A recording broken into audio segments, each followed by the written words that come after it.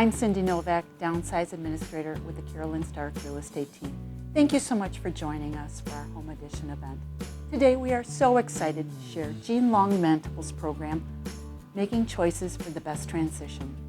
Jean is a published author, a newspaper columnist, and she owns and operates Long Senior Transitions and A1 Moving and Storage, which is a long-haul carrier. She has some terrific ideas and inspiration to share with us. So, take it away, Jean.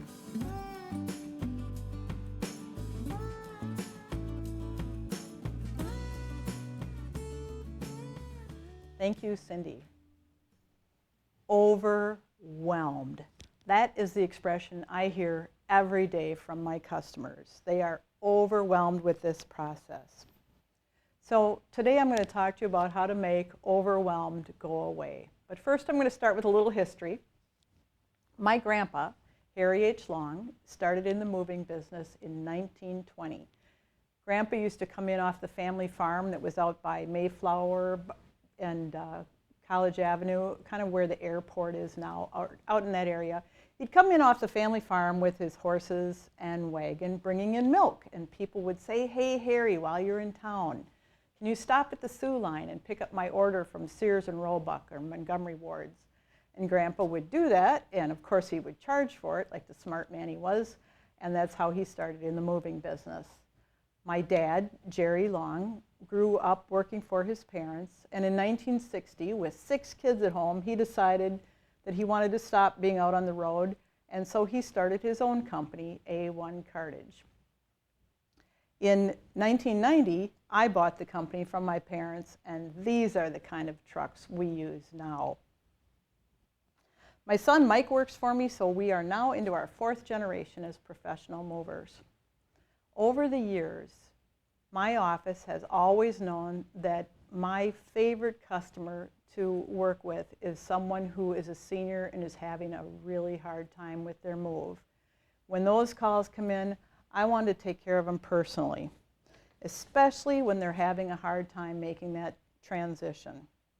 So 14 years ago, I started a company called Long's Senior Transitions, and we basically help mom and dad get out of the house that they've been in for 30 or 40 or 50 years. I also write a column for the Post-Crescent for, I'm thinking, like 10 years now, and I have 2 books out, so I'll give you more details about those later, but I hope you enjoy reading my column. The key word people always talk about is downsizing. We're downsizing. I actually don't like that word. I call it now-sizing. You're setting yourself up so that your house is not a burden, but rather your home is a place that you can enjoy at whatever stage of life you're in. So we make a lot of choices throughout our life. Think about when you got married. For me, it was a little scary. Is this the right guy? Is this the right time? Am I making the right move? I talk about cold feet, that was me. That's a big choice to make in your life. When you're leaving high school and you're moving on to the next phase of your life, perhaps you put a lot of consideration. Should I go to college? Should I go to trade school? Should I work in the family business? A lot of thought goes into that choice. And then think about when you bought your house, especially if it's the first house that you moved into after, when you grew up.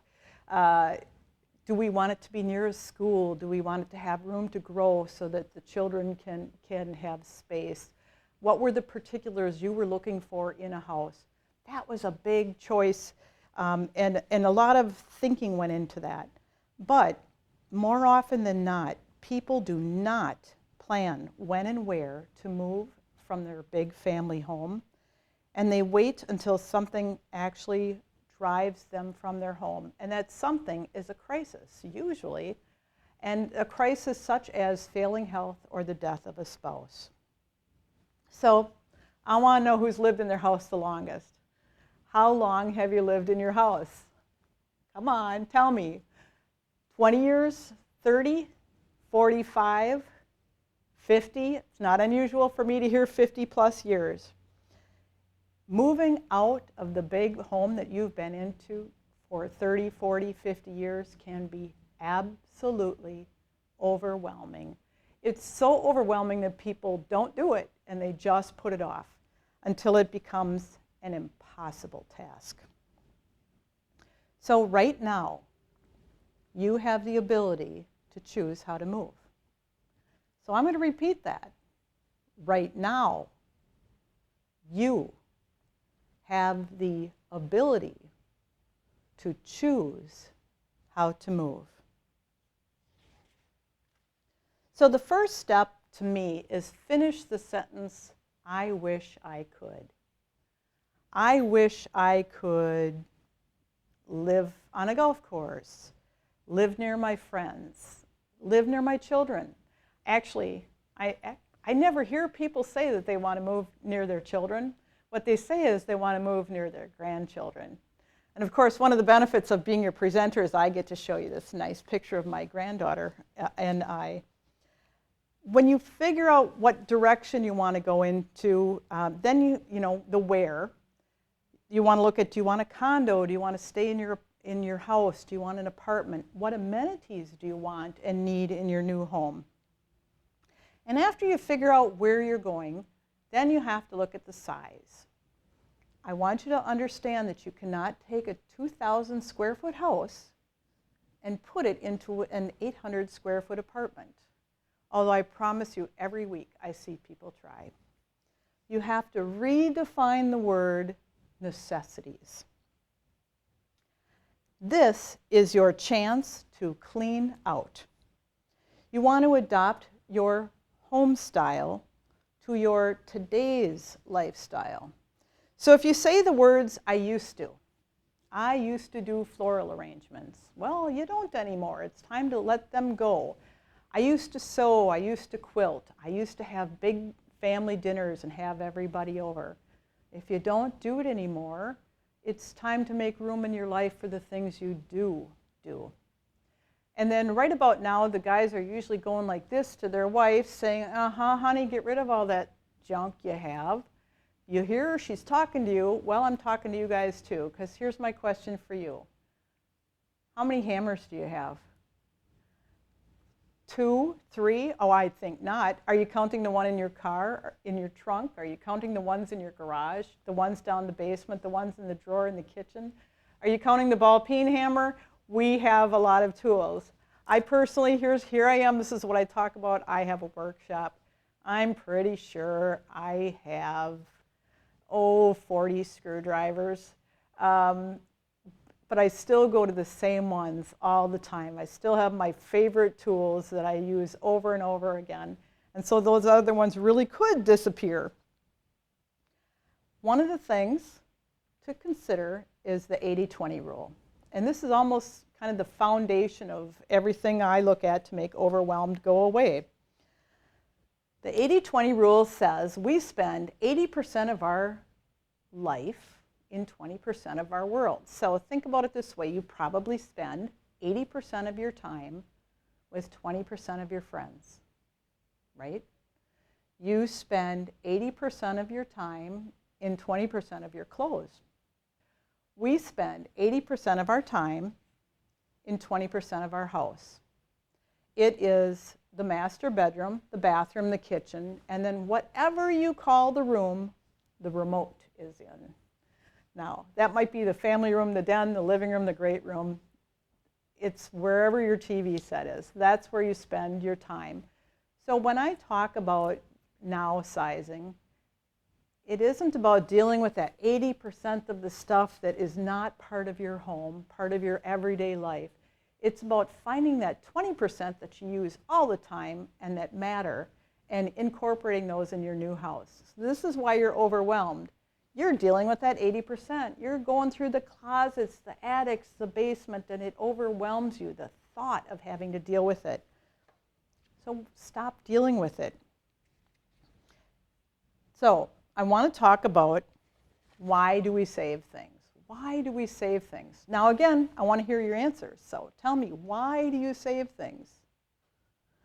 Think about that. I'm going to share with you a story from my book. Oh, did I mention I have a book?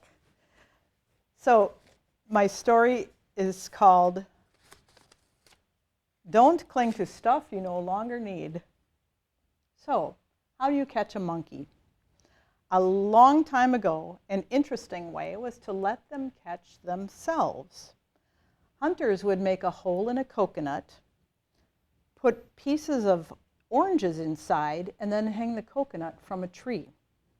As the monkey came around, it could smell that sweet smell of the oranges and reach into the hole. Once it grasped the orange, it couldn't pull its hand out of the coconut. It caught itself. It could be free at any time, but it wouldn't let go to save its life. How like a monkey we can be sometimes. Do you find yourself holding on to stuff that actually impedes your life? Marilyn Ellis, billed as America's organizer coach, put together a humorous yet true list of reasons we give ourselves for hanging on to things. I paid a lot for it. It's not good enough to keep, but it's too good to throw out. I might need it someday. I think I heard some of you say that one. My kids might need it someday. My grandkids might need it someday. It's inherited, it's ugly, but I don't want to be the one to finally get rid of it. It might be worth something, and it holds a lot of memories. Earlier in our lives, we are trying to fill spaces in our homes, but once we've filled all those spaces, many folks just keep bringing things home for all those reasons listed and many more. When do we stop? As we move into smaller spaces, it's time to reprogram our thinking. When one is seriously downsizing, the list of reasons for holding on to things is much shorter. Does it bring me great pleasure? And is it practical? And yes, because it reminds us of a cherished memory can be a reason to keep something, but perhaps not 36 something. And yes, paper toweling is practical, but 21 rolls of it? Take 2. Look at each item you're considering and have a spot in mind for where it will go, like this is going to go on the kitchen counter. The greatest mistake I see my customers make when they downsize is holding on to too many things that are irrelevant. No matter what size place you're moving to, think about where the items you're taking will be put. Start out your new home with instantly comfortable and enjoyable surroundings by hand selecting items from your old house that are practical and give you pleasure. Don't be a monkey holding on to those oranges that keep you from living a comfortable life. Let go of those things that are holding you back. So here's an example of how we do this. We look at a home. This one is a 2-story house, 3 bedrooms, 3 bedrooms, a living room, a dining room, and they're going to be selecting items to take to their new home. So on the top picture, you see a chair that her grandma had in her home. So the wife is absolutely wanting to take that chair. Of course, we'll find a spot for it. And in that same picture, towards the front, there's a little circular table that's got a checkerboard on top.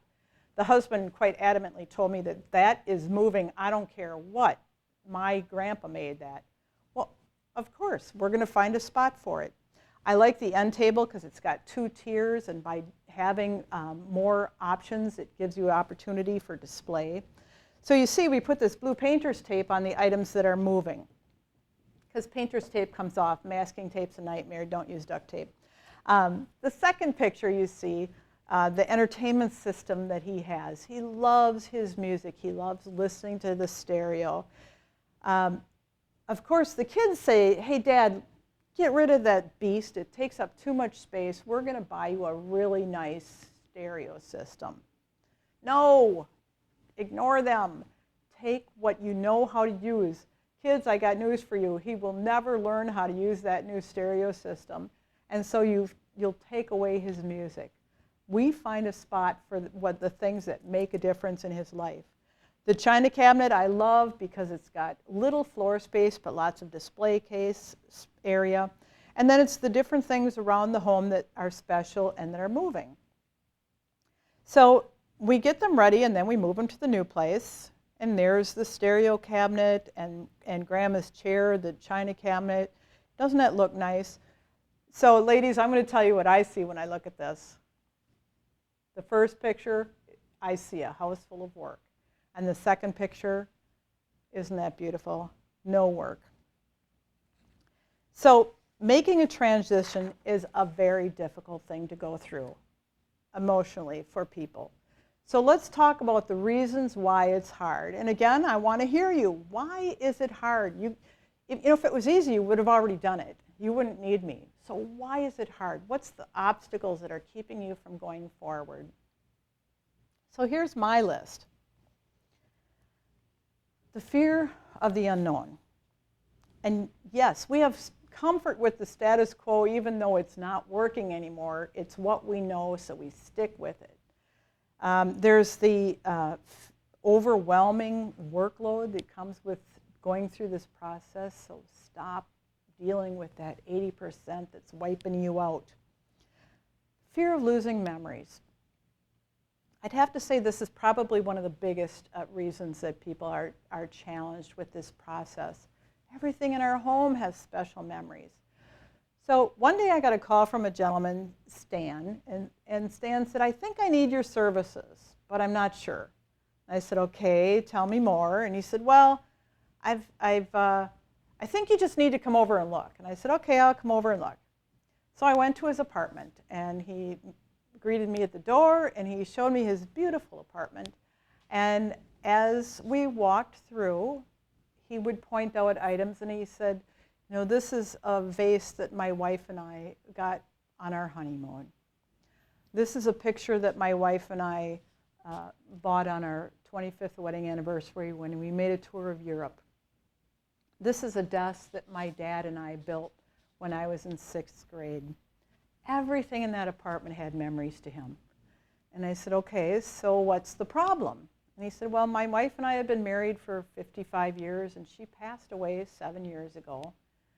And he said, this is our, all of our treasures. I sold the house and I moved it all in here. And I'm like, okay. He said, well, the problem is I met another woman and we got married 3 years ago, and I moved in with her, and I've just been keeping this apartment because I don't know if I can let go. Everything here means so much.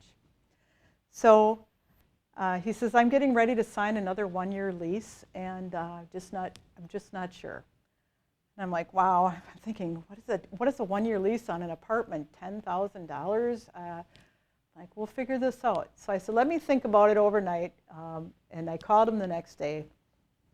I said, I'll tell you what, we're going to have a video photographer come over to your apartment. And I called a video photographer, and I said, here's what I want you to do. Just take a walk through with him and let him talk about the stories of all the things in his apartment. And when you get to the master bedroom and you open the closet, there's 3 dresses hanging in there. I want you to ask him the story about the 3 dresses. And so they did it. It wasn't a big, long, drawn-out deal. It took him maybe half an hour to do it. But then he had the video to pull up the memories of all his cherished items. And it made it easier for him to let go. So then I said, well, do you have any children? And he says, yeah, 3 boys. Dallas, New York, and Boston. They said, Dad, get rid of all of that junk. We don't want any of it. The most hurtful words. But I hear kids say that all the time. They don't want to deal with your stuff. You deal with your stuff. So the kids said they wanted nothing. We sent them the videos, and they called. Dad, can I have the vase? Dad, can I have the picture that you guys got on your trip? Dad, can I have the desk that you and Grandpa built? So we shipped those items to the kids, so that really made him happy that he could share some things with the boys. And then I had a little conversation with his wife and suggested that perhaps the spare bedroom could stop being the spare bedroom, and maybe we could move some of his items into and make an office for him. So that made him pretty happy because he actually got to move into his home that he's been living in for a couple of years. But it's about that fear of losing memories. So figure out a way to preserve those memories. One of the other problems that I run into, one of the negatives, is the kids don't want you to sell their family home. What do you mean you're selling our house, Mom? I had one lady, she said her son did not talk to her for a year after she moved because she sold the family home. And she said, then he came up at Mother's Day, came around, checked out my apartment, and he gave me the biggest hug and said, Mom, I was such a jerk. I'm so sorry. You gave us the best gift a parent could ever give your children. You cleaned out your own house. So thanks, Mom. One of the other things I hear is around this area is people have houses that are kind of like a vacation home for the kids. And I had a couple that lived on Lake Winnebago, and their kids did not want them to sell the house. And the kids lived, all of them were over 500 miles away. I said, why don't you explain to them that they all have the option to buy the house? They can buy it.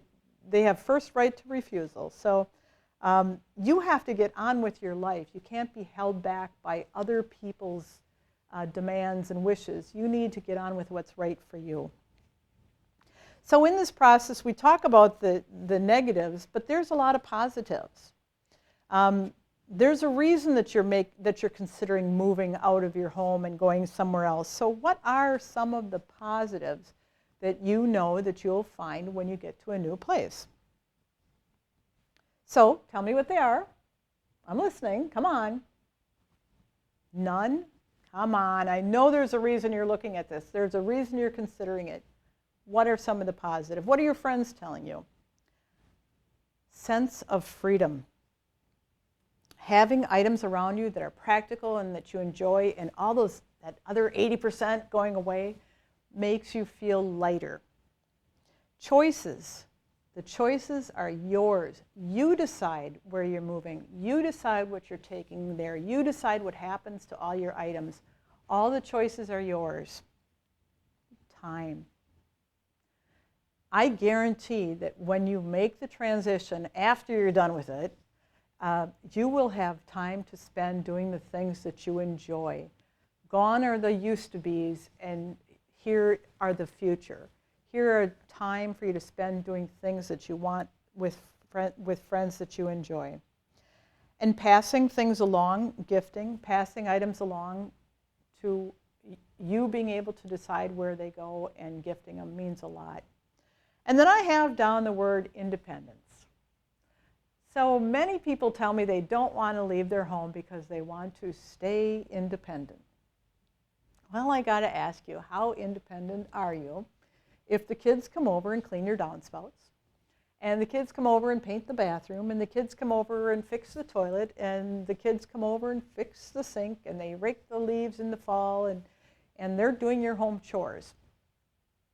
How independent are you? Now, I know your kids do it with a glad heart. They want to help you. They want to be there for you. And so, yes, they'll do it for you happily. But are you independent? When you move into a community where you have less work and can do things you want, you might just not be home when the kids come because you're off doing other things. You will have freedom. And then if you talk to any of the customers that we have, after they've made the transition, they have freedom from home maintenance. They have new hobbies. They have help around when they need it. And most importantly, they have new friends. So you want to overcome the obstacles to joyful living. One of my customers, Mary, was living in a 2-story colonial, 4 bedrooms upstairs, laundry in the basement. Mary was diabetic. Her husband had a stroke, so she was trying to take care of him, take care of herself, take care of the house. And honestly, Mary could have used some taking care of herself. She was getting exhausted. Her house was an obstacle. So now that we've discussed all this, what do you do? Well, think about your resources, financial resources. So I was talking about Mary. Her kids want her to stay in the house. Mom, it's paid for. Stay in the house. Absolutely not. To me, the reason that you saved up all your life was so that you could relax in your retirement. And so I encouraged her to sell the house, and they still wanted her to have a house, but how about one-story living? So she moved to a condo where all the yard work is taken care of. Her husband had more ability to get around. She had more ability. You want to look at your physical resources. Oh, it's amazing how many people tell me that, well, I moved here last time. I can do the packing myself. Yeah, but you already told me you moved here 30 years ago. Newsflash, you're not the same person you were 30 years ago, and neither am I. You want to look at your emotional abilities. As I talked about Stan before, giving away memories, how hard that is, clearing things out. You want to look at if you have assistance available. Do you have a friend that can come give you a hand? Does your cleaning lady come in once a week that maybe you could have her come in twice a week and help with some of the other things? Maybe someone at the church can help, or of course you can have it done professionally by someone like us. You want to, when you look at the new place, you want to figure out what you're going to move there. And the way that you do that is to, well, first of all, many communities have a floor plan. Get a copy of the floor plan if there is one. If there isn't one, take a piece of paper and just kind of draw the room. Try to do it to scale. You don't have to get graph paper and cut everything to the inches, but it's nice to have an idea of where you're going to put things. And then try to select items that give you comfort. So moving the formal living room set because it looks pretty is nice, but if that's not where you like to relax and kick back, then think about the family room furniture instead. I have a lot of folks that want to take their formal dining room set, which they don't use, but it's pretty. No, take the kitchen table and chairs that you spend all your time where you have your cup of coffee in the morning and where you have your toast and you relax and enjoy your everyday seating. Take items that give you comfort. And then I look at duplicate. So kids are notorious for, oh, Mom, don't take that old bedroom set. We're going to buy you a new bed. We're going to buy you new sheets and new blankets and make it all pretty so that your new home is gorgeous. No. You want it to be home. You want to take the comforter that makes your bed your bed. You don't want to feel like you're at the Holiday Inn. You want your bedroom to feel like the bedroom that you spent 40 years with your spouse, living together in that bedroom. You want it to feel like home. Same with the living room furniture. You want your recliner that you've used for many years. You want things that are comfortable. We even go so far as to in trying to duplicate, we even take a picture of the wall arrangement that you have so that we can put things back in the same order, or take a picture of the top of your dresser so that after we pack it and unpack it, we put everything right back in its place. So then you mark the items. I talked about the blue painter's tape. And of course, this is something that we help with too. Then the next step is it's got to move. So you have to sort things, pack things, move them, and unpack them, and get set up in your new home. But then one of the big reasons that so many of you are tuning in the first place is you want to know what to do with all the stuff that's left behind. What do I do with that 80%? Well, a couple things about that. That 80%, a big section of it is your dining room. So for my mom's generation, it was all about the dining room. They used to have their friends over. They used to have family dinners. They'd have everybody over. So we have the dining room set, the china cabinet, the linen tablecloths, the crystal, the china, the silver, all the accoutrements for entertaining. And then I hear folks say, kids these days, they just don't appreciate. Well, the kids do appreciate. What they appreciate is the togetherness of family.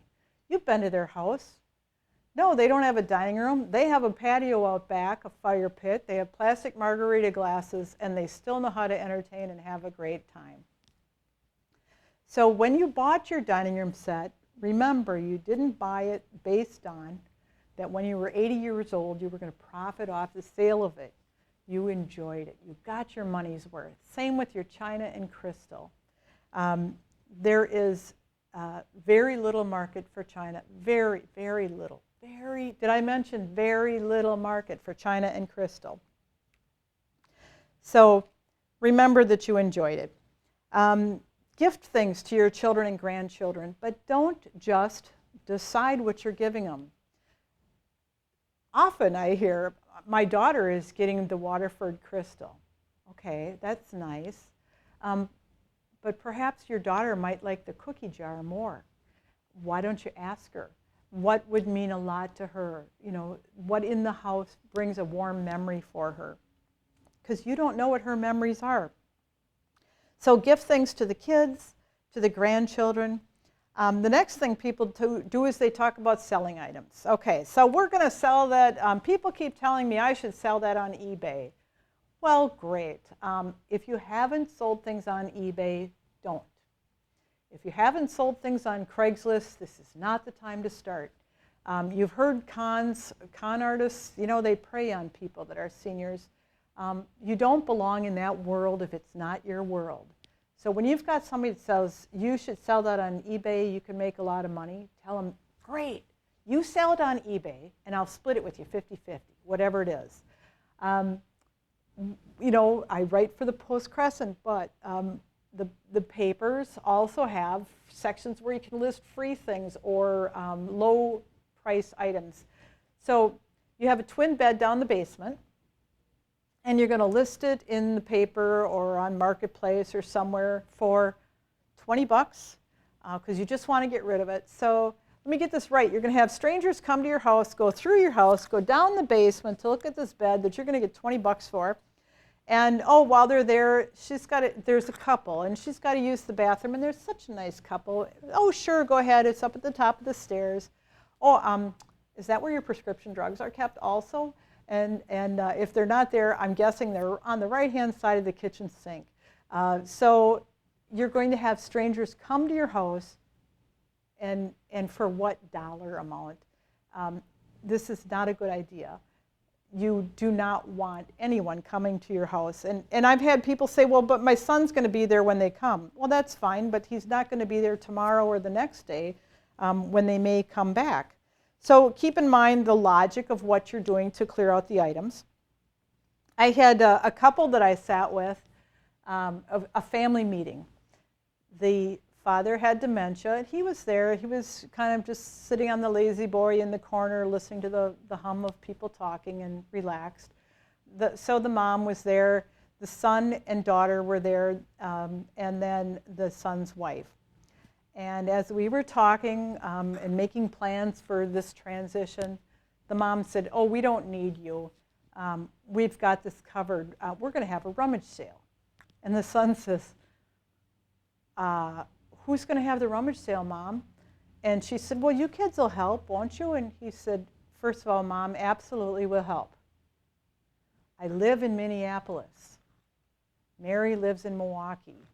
They would have to take a week off of work to come and help with this rummage sale. So is it logical? You know, it's 3 days to get everything out to the garage and marked, and then it's a 2-day sale because you have everything that you hope to get a lot of money for the first day. And then the second day is everything's half price because you just want to get rid of it. And the third day you still have to haul out half the stuff you took out there didn't sell, and you still have to haul it away to get rid of it. It's a big job. And then you end up with maybe a couple $1,000s. So was it worth it for them to take off of work to do that? And is the workload, have you ever had a rummage sale? Man, it's a lot of work. Very low return on investment. So it's about finding a home for all those things, getting creative. If you have old prom dresses, perhaps they could use them at the high school for the drama department, or check with the Boys and Girls Club. Perhaps they could use some of your 300 butter bowls for paint. If not, they can be recycled. It's all about finding a place for things and getting creative with it. Because when it really comes down to it, the house is the asset. It's not that stuff in the basement. The house is your asset. We want to get the house ready for selling. That's the goal, get the house ready for selling.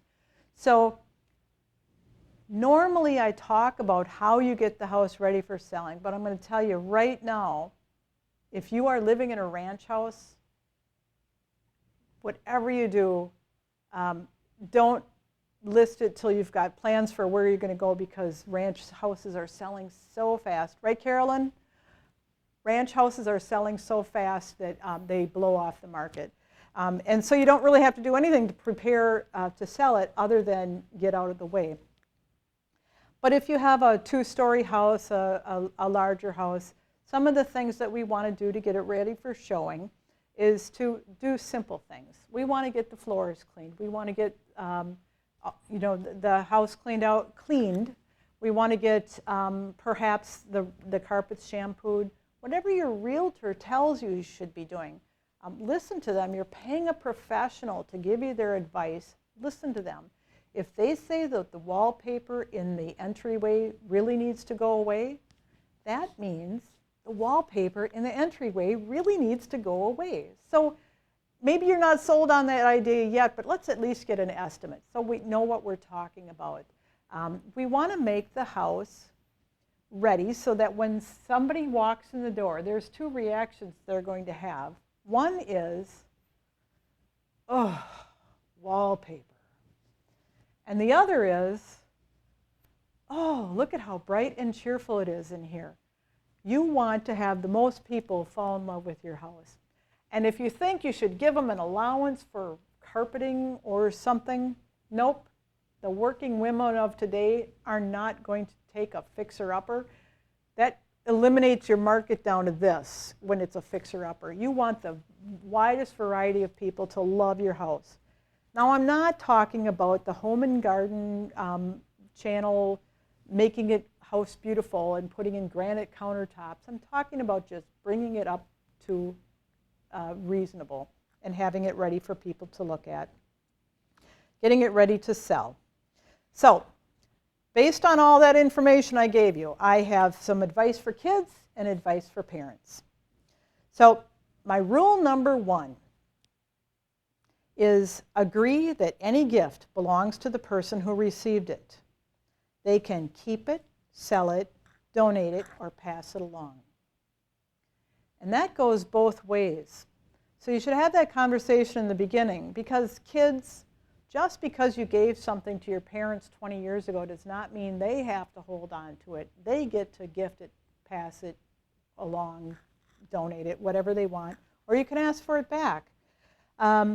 So the same thing with parents. When you give something to your children, you don't get to turn around 6 months later and say, do you have that red sweater I gave you? I really want it back.